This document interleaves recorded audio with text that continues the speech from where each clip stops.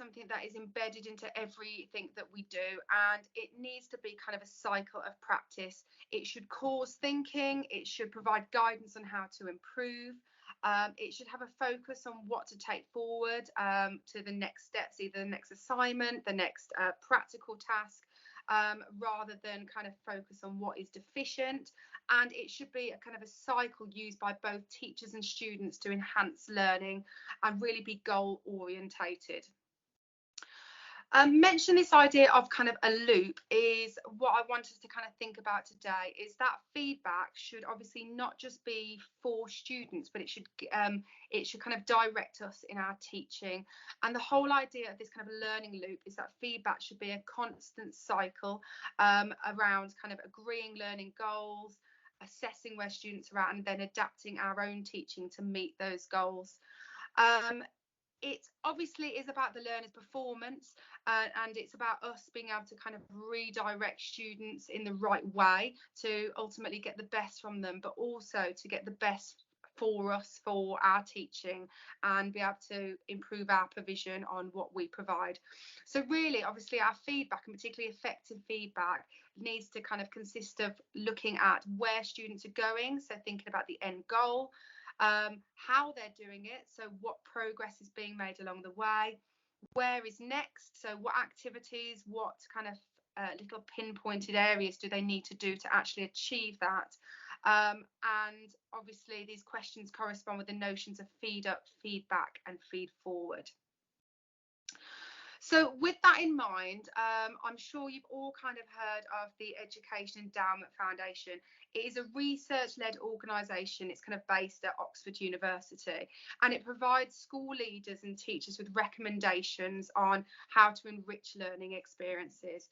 And in June 2021, they published kind of an insightful report around kind of feedback in education.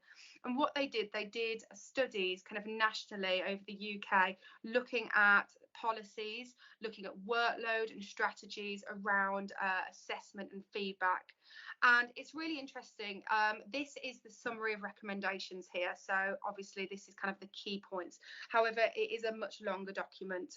So through this CPD this evening, I have kind of pinpointed areas to talk about.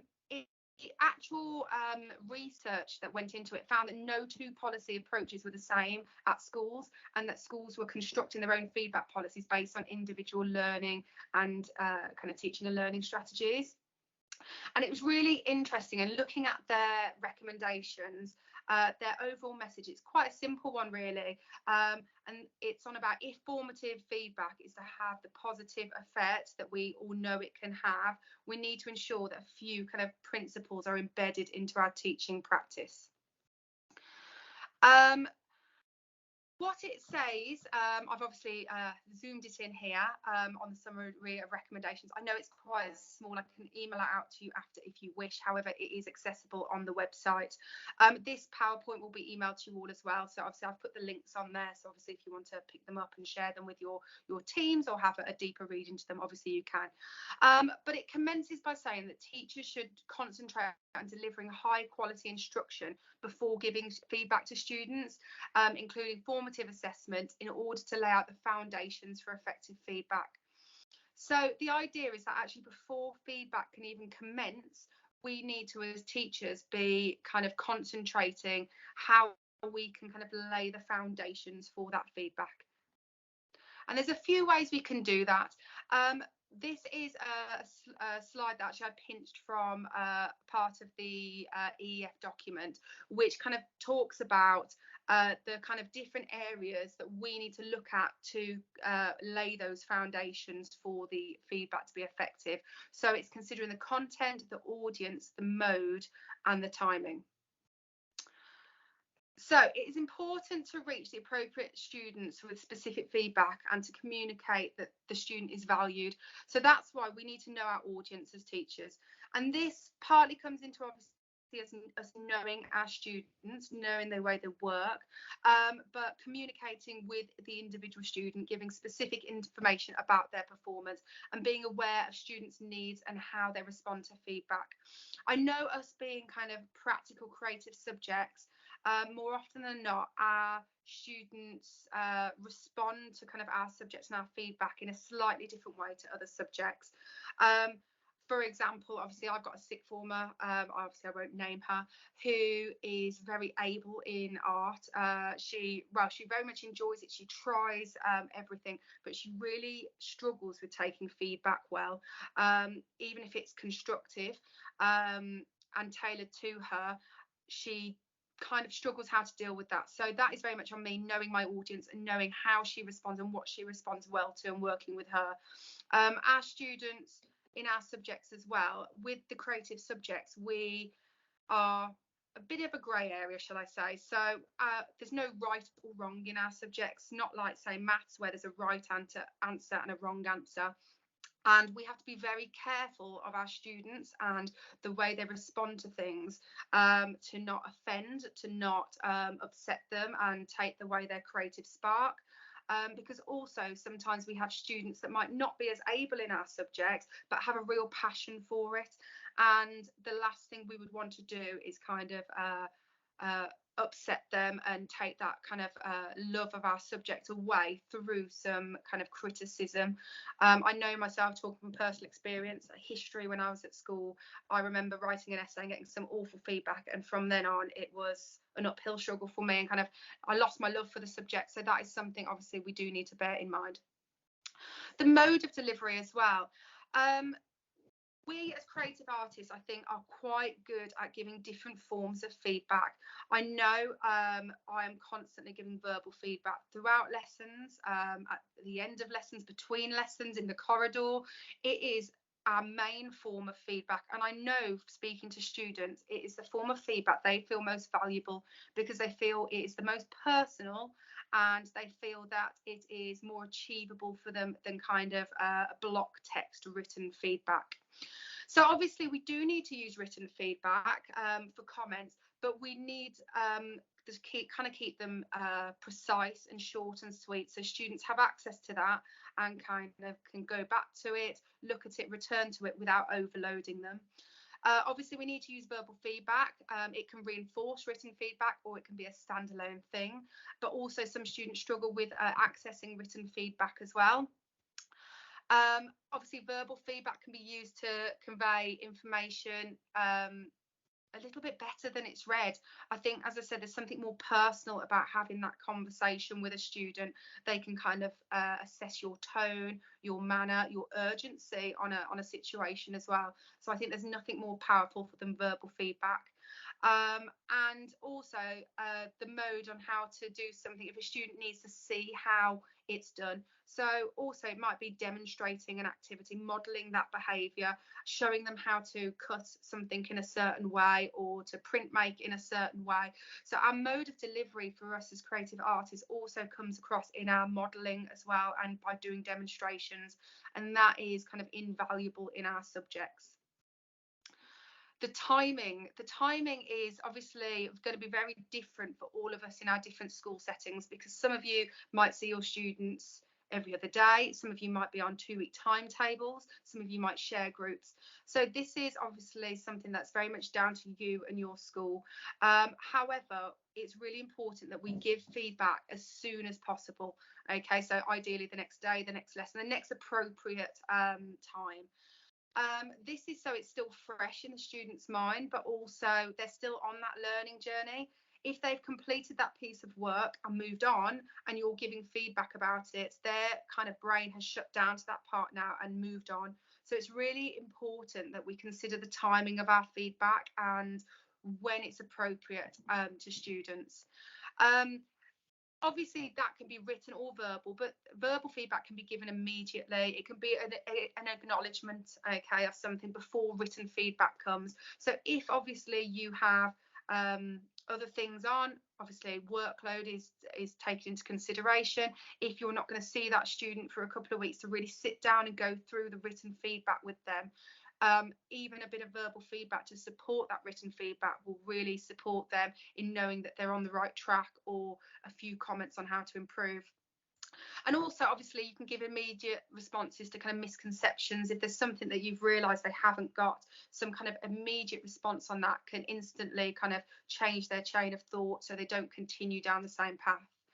And also with timing, we need to obviously give precise feedback on learning intentions, but we need to also consider giving students time as well to actually apply those changes and actually do the actions that we are instructing of them in a fair kind of an appropriate time. I know, obviously, in the creative arts subjects, as we are pretty much all practical subjects most of the time, it's important for us to actually give students the practical time to make those changes and make those improvements. So again, it links all back into that learning loop of the idea of we need to give them time and they need to kind of give us time as well to respond to the kind of amendments they're making. And the amount of feedback, this is something, I mean, I've got some slides later to obviously go through, which are quite interesting to do with conversations I've had with students. But we need to be mindful of the amount of feedback we're giving them, because also we are kind of one, maybe two subject areas you might teach that student, and they're going to be getting feedback in every subject they go to. And we don't want to overload students and give them kind of get them to the point where they feel like it's an impossible task. So it's really important we're really precise with our feedback. So it could just be selecting 2 or 3 main points about the work to comment on. There might be more that could be said in verbal feedback, but the idea of actually being precise about what we are saying and direct to the students obviously will really guide them in their learning journey. Obviously, you can relate it to targets as well. That's all obviously very important, particularly to do with our learning intentions. And I think something that kind of comes naturally in our subjects, but we need to make sure we're giving praise, particularly, as I said, with the creative arts subjects. Our subjects, as I said a minute ago, are a little bit grey. They aren't subjects where there's a right or wrong answer, and students almost need that pat on the back, that reassurance that they are doing the right thing, that they are on the right track. Their work might look different to the person sat next to them. However, it doesn't mean that it is incorrect or that there is an issue with it. So students need that constant reassurance. And as I've written, this is vital in our subjects, because we do not want students to lose kind of the passion of our subjects, because the second they do, it becomes an uphill struggle. Obviously, the content, we need to be specific. It's both positive and critical. Okay, we have limited kind of time to spend. Obviously, we teach lots of students. We can't be writing essays for each student. It's obviously not it's not doable really with our workload. So we need to be specific, critical, but also positive. Okay, we need to be descriptive rather than evaluative. We need to describe what they need to do rather than kind of just saying what they've done. As I said, it needs to be immediate, as soon as possible. It can be backed up with verbal feedback as well. Offers alternatives and ask the learner to kind of look forward to specific next steps. Okay, we need to give them an action on how to improve. Praise is irrelevant if there's no action to move forward with. Okay, so we get a finite kind of opportunity to do that, so it's really important that we bear that in mind. We need to plan opportunities for the feedback to be implemented as soon as possible and involve the learner as well where possible. Some conversations I've been having with students recently, the big thing coming out of it is that they really like feedback to be personal. Okay, so sometimes, particularly thinking Key Stage 3, if you have a large group of 30, I find myself sometimes it's easy to kind of repeat the same kind of comments and targets, but even writing something that's a little bit more personal about their work really makes a difference. Obviously, focusing on the learning intention, challenge misconceptions and provide strategies. So obviously, a lot of the time with feedback, students will be taking this feedback home to make these improvements or to work on in their own time. You need to make sure that they really understand the feedback. So it might be that they're writing back to you, that they're responding to you and acknowledging it. Or again, it could just be that verbal kind of confirmation of getting them to repeat back to you, what have you heard? What do you think you need to do? how are you going to do this, and just having that quick conversation to check that they understand. So something that's been lovely for me working across the trust, and I'm aware I haven't had the opportunity to come out to everyone yet, okay, as I said, amongst the creative arts subjects, we are a huge kind of area. There's obviously the 9 schools, there's art, there's DT, there's construction, graphics, text arts, there's absolutely tons, okay, and loads of different specs, BTEC, GCSE, A levels.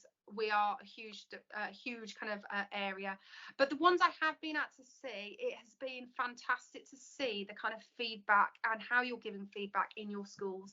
And actually, not one school I have seen yet is the same as another, which is really nice to see that you are all tailoring your feedback to your context, your setting, your types of learners. So these are some sheets that obviously I've just screenshots and things I've picked up from DT areas I've been out to see.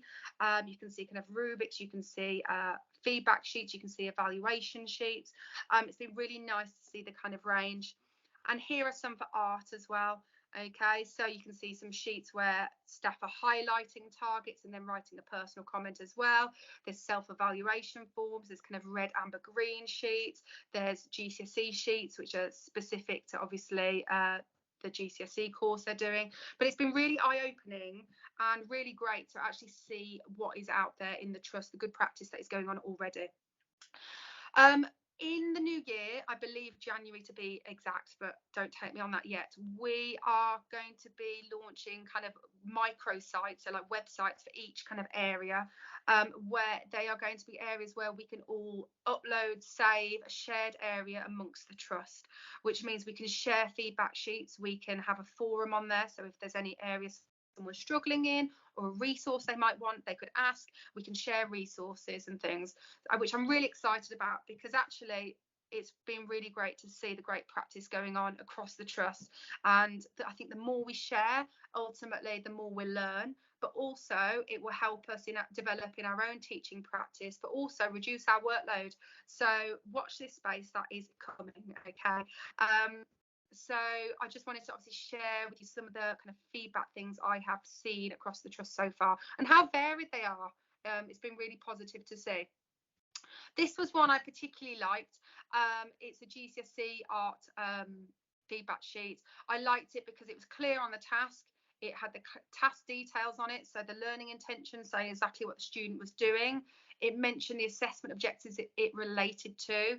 There's a red, amber, green for the student to kind of complete, and also they can date it and change it as they feel more confident with it. They've got written feedback, but also their thoughts as well. I just thought it was a real nice kind of clear cut, straight kind of feedback sheet. So I just wanted to sing the praises of that one. So what I want us to do now is, if we could just have a little quick discussion amongst ourselves, just thinking about, does your feedback demonstrate your learning intentions currently? And is your feedback tailored to all of your learners? And does it identify action? So you guys, please tell me how you do feedback in your school and what you think is going well, and what area do you think that you could improve further?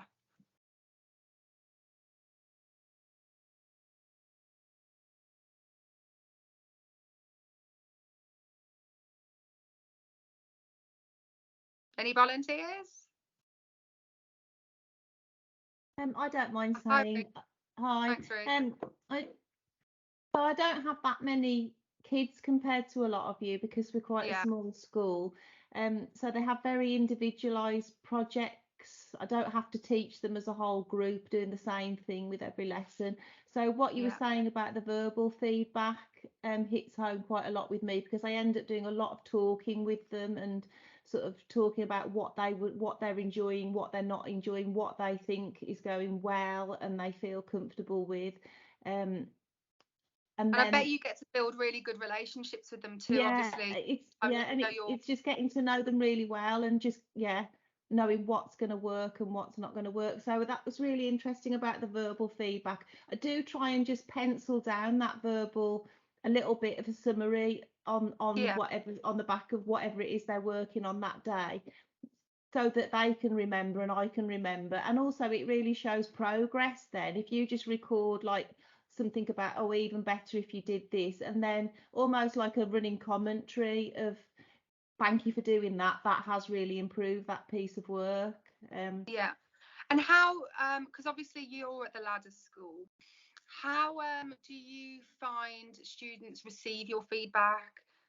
It's great because it's done verbally like that. It's you really engage in a good conversation with them. The thing that I find the most difficult is when we have to do the formal feedback. So we have like pink sheets that we have to fill in twice every half term. Yeah. And that's fine, but I quite often end up having to sit with them and read what I've written to them and they don't know how to respond to it sometimes in a written way. So they can Yeah. talk to me quite happily, but once that I sort of say, well, can we just write something, record something down about your thoughts on that, they really struggle with that. But Yeah. it only has to be done twice every half term, so it's not too bad. Um, Yeah.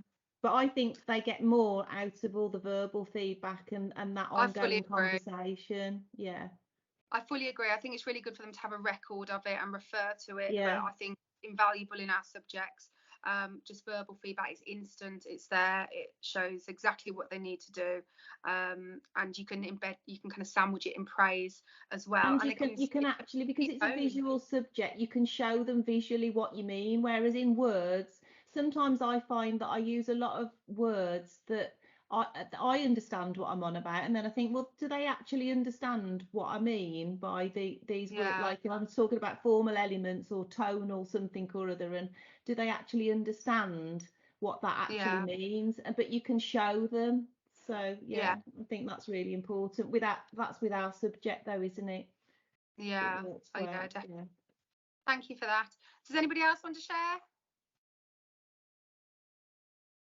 Oh, hand up. Sorry. Yes, go on. Sorry, Joe. Hi, sorry, That's all right. Sorry, go on. it's Janet. Oh, Janet. Just Sorry. just to add to that, I think verbal feedback is really good. Obviously, you need written feedback as well, but I think one thing that's good to move them on is to demonstrate how they are going to get better. So, for example, if they've been mixing tones and they haven't done that very well, then actually do that again, Yeah, demonstrating it again or demonstrating it to individuals or groups. But I think that sort of goes with it as well. With us, because we do BTEC, we use the descriptors yeah, for the learning intentions and then identify action.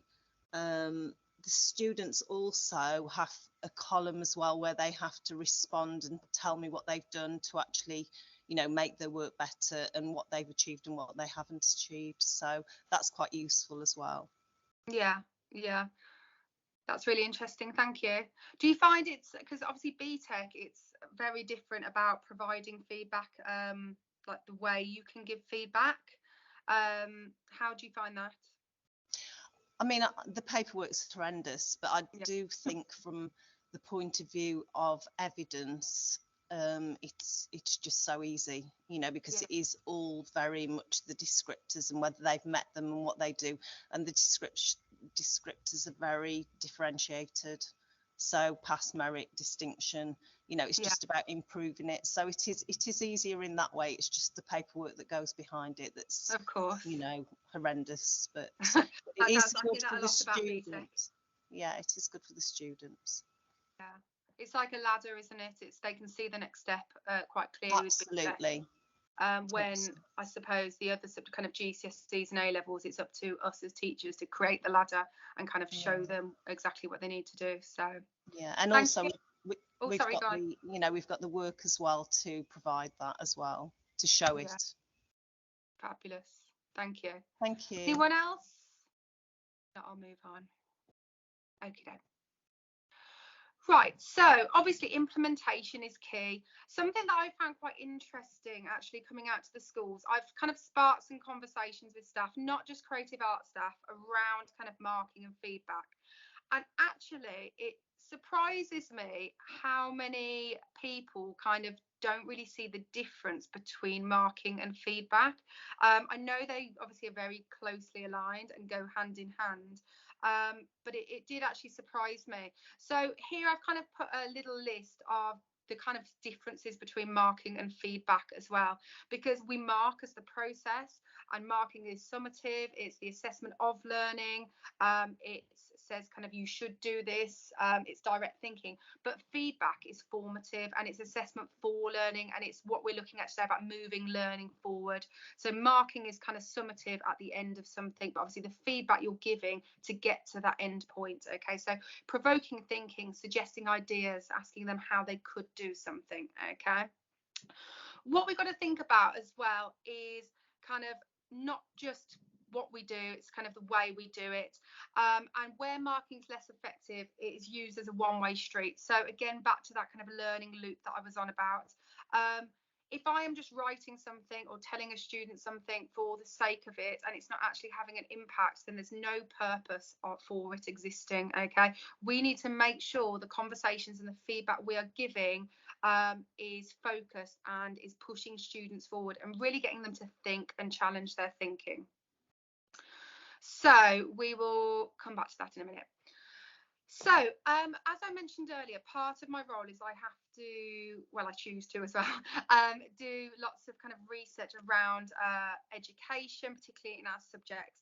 And there is an educationist called Professor Dylan Williams, who has written loads of books. He does lots of lectures. You can find him on YouTube. Really interesting stuff, all around assessment, formative assessment. Okay, and I've put a few of his books there. But as I said, you can actually go and just watch some of his lectures and things, even on YouTube. They are really, really empowering, give you lots of ideas. But something that he said, which really kind of like stuck out to me, was this. He said the giving of marks and the grading function are overemphasized, while the giving of useful advice and learning function are underemphasized. Approaches are used in which pupils are compared to one another, the prime purpose of which seems to them to be competition rather than personal improvement.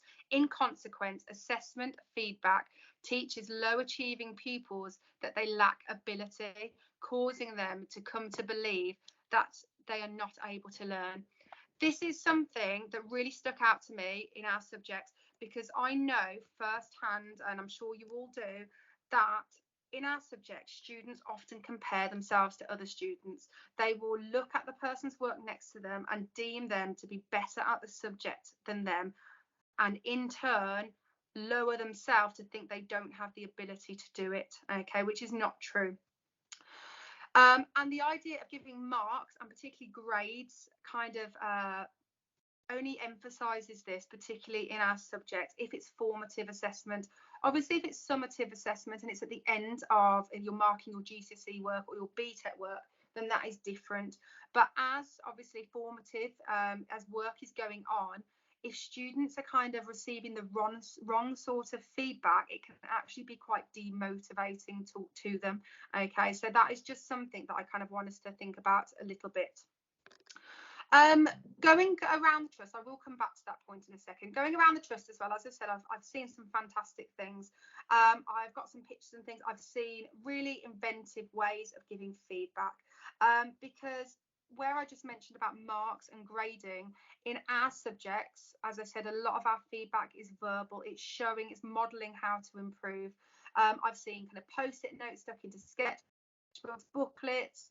I've seen kind of checklists. I've seen constant verbal feedback in the lessons I've been in, whole class feedback, worked examples, verbal feedback. I've seen verbal feedback logs. I've seen tracking sheets, booklets, and also example outcomes, actually showing students kind of what final outcomes look like and what kind of grades they would get at those levels. Okay, and I've seen them in both art and DT, and it's been really interesting to see kind of the creative ways you are all approaching that. Okay, and obviously there are a couple more here. The big thing in our subject, which I have touched upon, is modelling kind of behaviour, and not just techniques, but modelling how we receive feedback as well. I'm sure you've all kind of done demonstrations and modelled kind of processes and techniques and things that you obviously want the students to do. But an important part of that is modelling how we receive feedback and critique each other as well. I know when I do a piece of work or I've done a demonstration to students, I will ask them to critique me. I will say, please give me your feedback. What do you think of this? What could I do to improve? If you were the teacher, what 3 pieces of advice would you give me? And we spark up a conversation about that, because also then it's not just modelling the task, it's modelling how to take feedback and utilise that feedback. So it might be a student saying to me, Miss, I think you might need to add a little bit more tone right there, showing me an area, because actually I think the direction of light is slightly over there. So and I go, okay, that's a great idea. I'm going to do that now, and then I'm going to come back to you and you can give me some more feedback, and actually let them be the teacher to model that behaviour. Something as well in our subjects, we obviously you've all heard of kind of VAC, the visual auditory kinesthetic wheel, that obviously was very big years ago. It's not as much mentioned now, but our students, particularly in our subjects, are most likely to be visual or kinesthetic learners. So they will learn by doing and they will learn by seeing. So if we are doing and vocalizing and modeling that behavior, not just practical modeling, but modeling how to receive feedback and how to take it on and show that actually feedback improves us, then students will see the value in it. So that is really important for us to do as well. So the NSEAD recently did a massive survey across the whole of the UK, across art and design subjects, asking teachers what constitutes as good feedback. And the top 5 responses were kind of instant live feedback. I think obviously that's the number one. I think we're kind of echoing that as well. Verbal feedback, feedback that moves learning forward, personalised feedback, and that both teachers and school leaders align on the importance of verbal feedback. That was one of the real big recommendations in the EF document, that verbal feedback is actually the most powerful form of feedback a student can receive. It also asked you teachers kind of what areas they felt they kind of needed to address. So those were helping to improve future performance, assisting to enhance the current piece of work, to improve how student approaches tasks, and motivating students.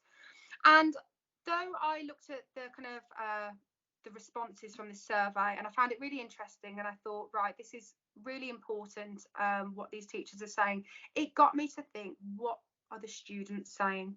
What would the students say if they had this survey? So what I did over the last few weeks is actually I think my students are probably sick of me by now, got them all to complete surveys about feedback, particularly in our subjects. Okay, so that was their theme, and they were given some questions. Some were kind of yes and no answers, and some were written answers. And I gave them 50 students, a mixture of boys and girls, and I gave them from year 7 all the way up to 6th form, just because I wanted a bit of a spread to kind of see how students respond. And in a minute, I'm going to share with you a couple of obviously quotes from that.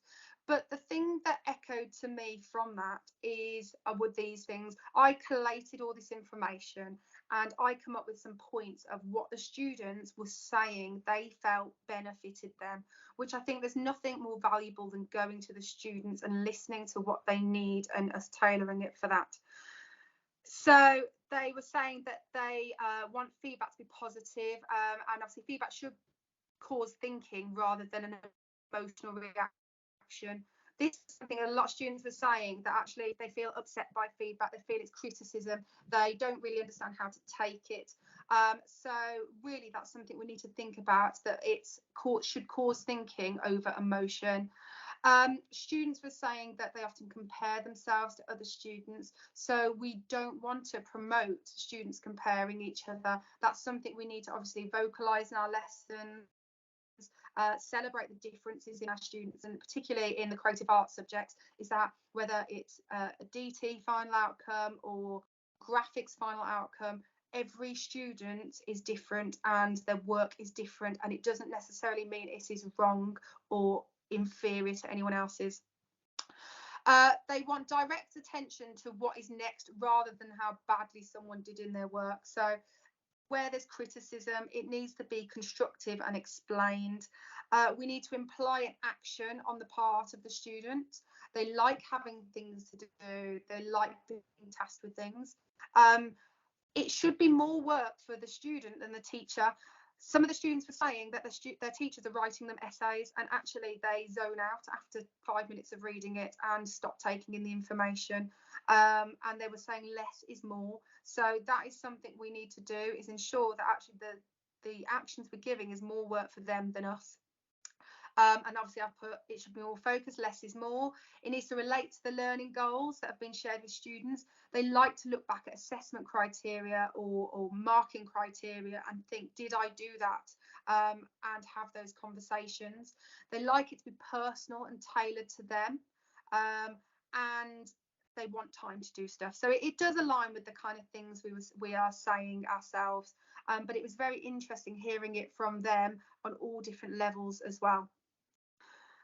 These comments, and I've picked these out in particular, made me feel a little bit sad, I'll be honest. Okay, so these were some actual direct comments that students had written, that really got me thinking, and I've put these ones together for a reason. So one student said, getting a grade makes me feel bad, even if I know I have done well. Unless I get the top grade, it means I'm not doing good enough. It's demotivating. Another student said, I prefer comments over grades. Another one says comments are more personal. Another person said, I find personal comments more motivating. And then another student said, grades should be done at the end of the course only. They are demotivating when partway through. Which really got me to thinking about how we are actually marking in terms of grades and giving marks over kind of verbal and formative feedback. As I mentioned earlier, good feedback should cause thinking and not an emotional response. That is something that Dylan William, I said it right this time, really echoes in all of the things he says. And in one of his books called Embedded Formative Assessment, he had this really it was a whole interesting section, but I picked out this part in particular. While research shows that grading can damage achievement, we are not yet in a position to get rid of them. What we can do is make changes to grading systems so that they provide accurate information about student achievement while supporting student learning. It made me quite sad to think that actually we are giving predicted grades and marking students kind of part way through things. I've been guilty of it myself. I know recently I did a bit of a mock mark of my GCSE art group and gave them kind of a grade and said, if you handed it in now, this is the grade you would have got last year. When actually, is that the wrong thing we should be doing? If that is demotivating to students and making them feel bad and compare themselves to others, is that something that we should hold on to so it has more value? Just a bit of food for thought. It did make me think, and I thought I'm going to be doing less of that and giving more comments until it's necessary, because the last thing in our subjects is that we want students to kind of turn off to what we're saying, or feel they're not good enough, or feel that their work isn't good enough. So that is just a bit of food for thought, to be honest, but it is something that kind of stuck with me. Another thing that the students were saying, as I did just mention earlier, is that they are getting so much feedback that actually they are kind of scanning the feedback and not actually taking in everything that we are saying, which actually makes me think we are doing a lot of work for low impact, which is something for us to think about. Too often we're kind of spending time writing and giving excellent feedback, but it might be falling on deaf ears. So what I want us to think about and just have a little discussion on how we can kind of redress the balance. Where do you think the balance is with kind of verbal feedback and written feedback? Obviously it's going to be different for all of our different schools and the contexts, but can we all just share our views on that, please?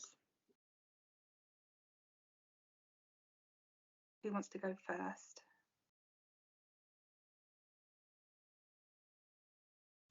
I'll go, I don't mind. It's all right. I think verbal feedback is the most valuable type of feedback. It can happen instantly. You know, you can do a demonstration while you're giving that feedback, trying to help students to improve. I find that written feedback is important, but I find that written feedback becomes more of a proof exercise in terms of if someone's looking in your books. It's more kind of about that for me. I think the instant verbal feedback is a lot stronger, and you know, you can have that instant improvement rather than writing about it, going back to it.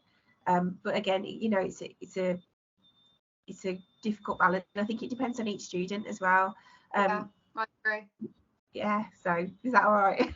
Yeah, no, that's good. Yeah, I agree. I know I write more for my A-level students because I've got more to say. I mean, I see them more. I see them for 5 hours a week, and I will tell them in person as well.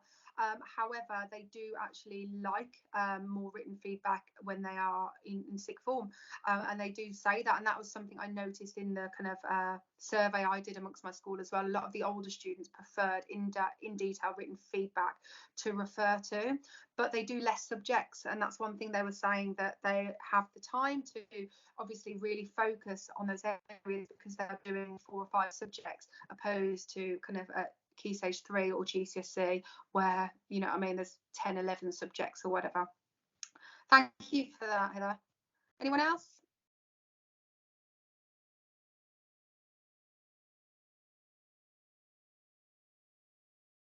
Okie doke. Been a long day, I understand. Okie doke. So yeah, I think it is about obviously balancing. It's a balancing act, isn't it? And as we said, it is about knowing our students. And obviously, it's going to be hard to make sure it has impact. But the biggest thing that actually I've learned over the last few weeks was actually those conversations with my students. It's something that I really suggest you do with yours. It doesn't take long. It could be part of a plenary, a 5-minute thing where they fill in something about feedback and how they feel about it, to know your students and to kind of know what's working well with them as well. So obviously the big thing that's kind of coming out of this is that we need to be precise in what we do, okay, whether it's verbal feedback or written feedback. We need to be precise. That is the thing the students really want, okay. I know I can talk for England anyway, but it's really important that we are kind of sticking to what the students need to know, the important facts. And even if there is 10 things you need to kind of tell them to improve, is to put them in sections and tell them a bit at a time, to kind of drip feed that information into them in order to support them improving, because we don't want to overwhelm them. So obviously we want our feedback to move learning forward. Feedback that provokes thinking and offers hints and suggestions rather than complete solutions is what really gets students kind of their brains ticking. And before now, I'm sure you've all kind of looked before at kind of the idea of growth mindset and fixed mindset. We want our students to be in a continual state of having a growth mindset. We need to ask learners kind of how could you, rather than say you should do this. Okay, get them to think, get them to give you the answer, because a lot of the times they do have the answer, they just don't want to say it, or they haven't kind of put kind of the connections together to be able to verbalize it yet. So you need to really be asking them through questioning as well. And the emphasis then is on the learner rather than the teacher. Kind of good feedback that pushes learning forward really should come from the student. You should be asking them, what do you think you need to do, and how are you going to do that? What material do you think would help you with that? What technique? And actually kind of dig the answers out of them, okay? Because they actually have the answers, they just don't know it. We just need to highlight it to them. And once we start digging deeper and getting their brain kind of making those connections, they will become more independent and self-sufficient learners that are continuously evaluating and improving. It also helps them to see that learning is incremental rather than fixed. If they have to think about things and do it in stages, they'll realise that the learning journey is, as I said, a ladder, and that they need to do little steps at a time to achieve the final kind of bigger picture, the outcome. And I think that's something, particularly in our subjects, that we really need to kind of foster and support, because I know many a times I'll have a student that they start doing a piece of artwork or something, and it's not as they want it to be first time round and instantly, and then they suddenly write it off as a failure and they say, I don't want to do this, I want to start again. And the idea is actually things take time, they take work, you have to build things up in stages and layers, and actually it's part of the learning journey. So if we foster that in our lessons, it will obviously seep through into the students, their feedback, and ultimately their progress. So I've kind of mentioned some of these bits before, so I'm just kind of going to just skim this slide a little bit. We want students to think about how how am I going?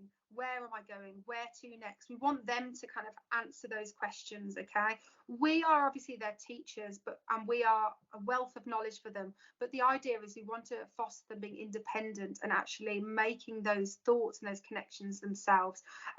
So instead of coming to you saying, Miss, what shall I do next? I don't know what to do. They should be able to think, what shall I do next? I know this, I've got this, okay? And that's something we really need to obviously push forward with. This is it's actually a poster that I've got in my classroom that I've shared kind of with my students, but my team. I'm just sharing this with you. It's just a really nice poster that I come across that talks about assessment being a journey, that the idea of what it should do, and the idea of identifying endpoints, and that it should be inclusive and reliable and replicable. This is something kind of me and my team have discussed, so I thought I'd just share it with you in case obviously you want to obviously come back and have a look at that at some point.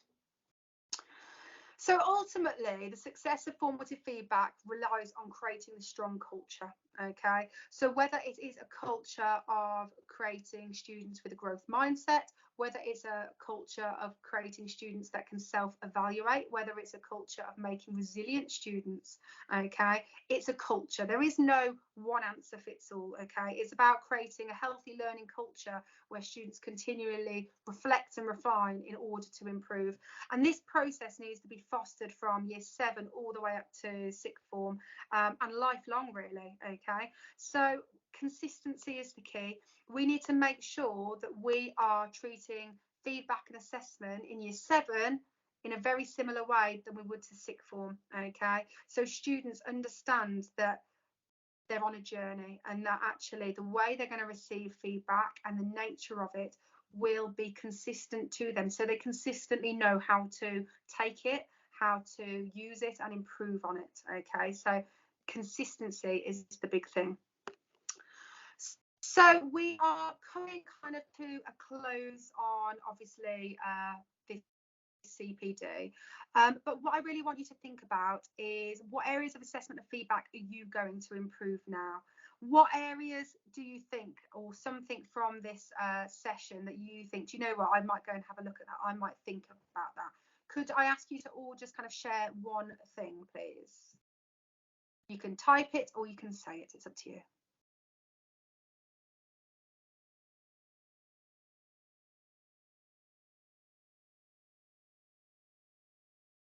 I think for me it'll just be the consistency across kind of key stage 3 and key stage 4, and making sure that, you know, it doesn't alter too much, so they get used to the language that I'm using and how I'm doing it, if that makes sense. So just making myself aware that not to treat it differently, I guess. Is that all right? Yeah. Lovely. Yeah, lovely, thank you. Anyone else? Yeah, go ahead, Janet. Just drip.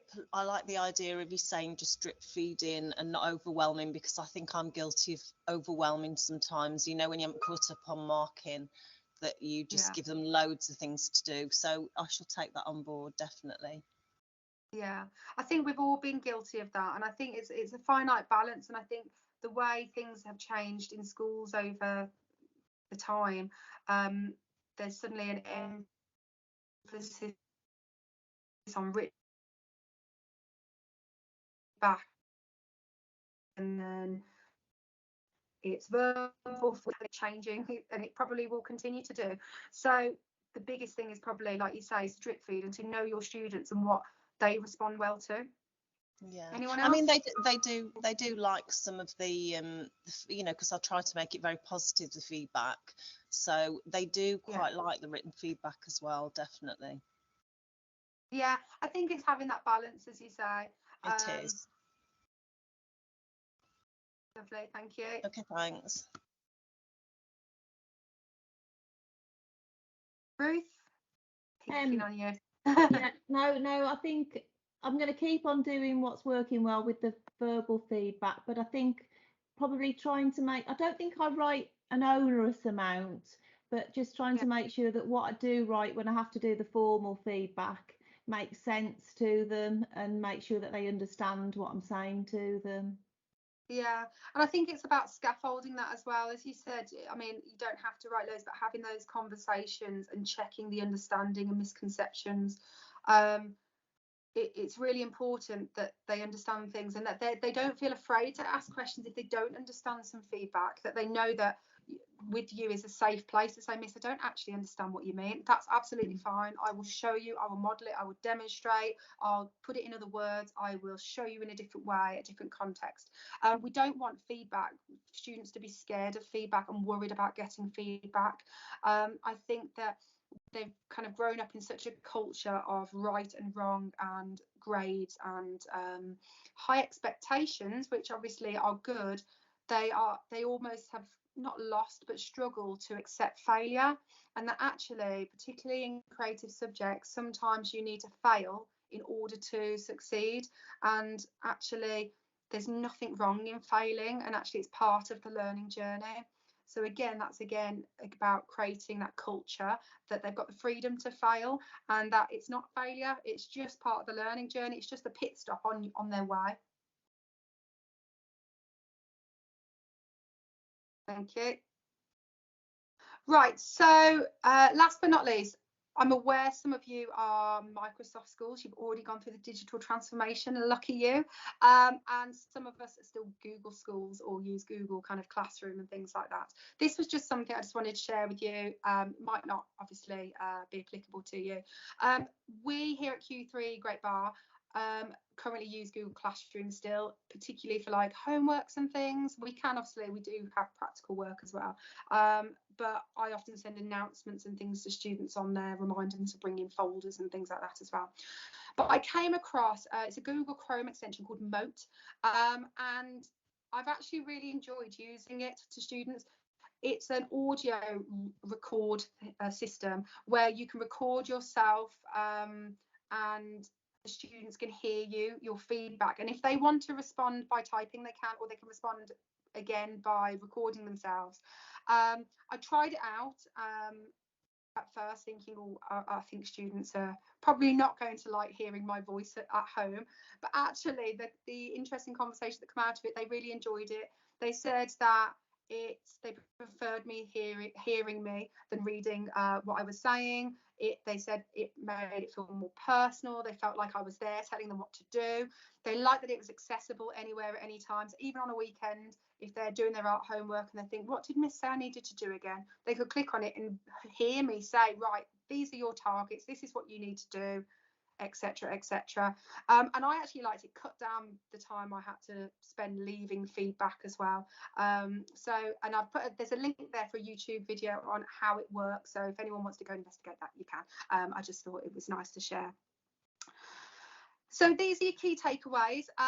Again, I will send this out. I'm not going to read all of these to you. Obviously, you can read them yourself, but these are kind of the key takeaways of what we've been saying today. So it's about knowing your students, consistency, be precise, make it a safe place to make mistakes, give them time to act on their learning. And there's some really interesting key points there. So obviously, you have access to that, but they are for you there. So do any of you have any questions that you would like to ask me, or about anything, or you want any advice or help on anything? Hasn't got to be about assessment. No? Okay, well, If that is everything, obviously I'm going to wait here. If anyone wants to stay behind and have a chat, you're more than welcome to. Before you disappear, I just want to obviously say thank you so much for obviously attending this event. I've put my contact details there. Remember, I am your person to help you with anything, okay? I'm not here to or going across the trust to upset anyone or to kind of point anyone out as doing anything wrong. I'm purely here in a supportive capacity, okay? So anything you need, if you're worried about something, if you need support with an area, if you've got some subject specialism that's just not working, or a teacher that needs some CPD or some support, please do get in touch. That's what I'm there for. And can I ask you as well, after this, it might not be directly after this, might be tomorrow, you will receive an evaluation form about this session. Obviously, please feel free to write what you want. I'm not trying to sway you at all, but please complete that, because that actually marks your attendance to this for your appraisal because you have to attend 2 a year. So I know people didn't really know that in the last kind of cycle of these CPDs.